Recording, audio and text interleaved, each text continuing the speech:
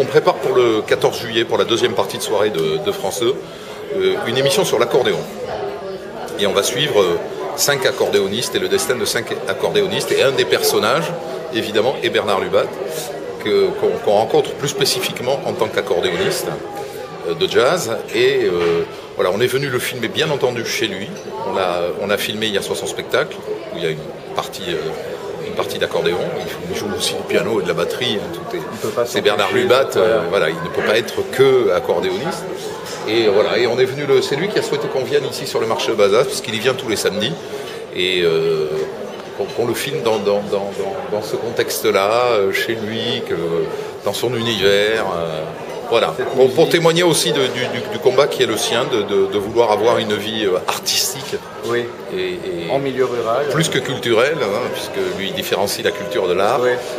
Et donc artistique dans cette région, l'engagement qu'il a évidemment à Uzès, et au-delà, quoi, sa réflexion sur cette région à laquelle il est viscéralement attaché, qui a énormément changé depuis son enfance et dans laquelle il voudrait essayer de sauver une vie artistique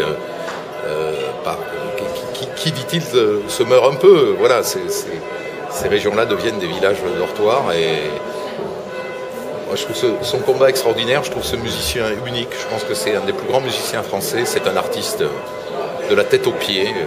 On a fait le tour du marché ensemble, il prend des notes de ce qu'il voit, qu'il réutilisera dans son spectacle, je pense, dès ce soir.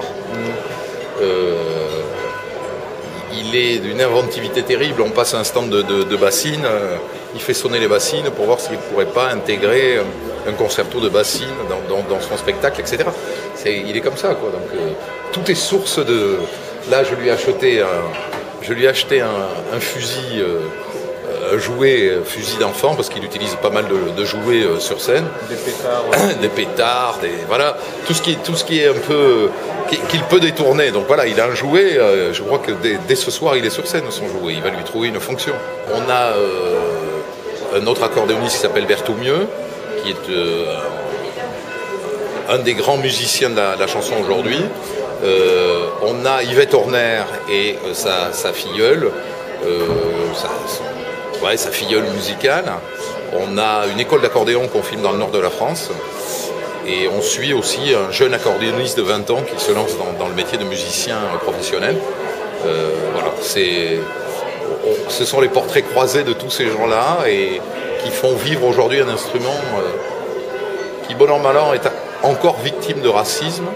L'accordéon bouge ou l'accordéon ne bouge pas, ainsi va la vie. Ouais. Il y a une partie de l'accordéon qui est restée scotchée aux musettes et qui sera toujours un instrument de musette populaire.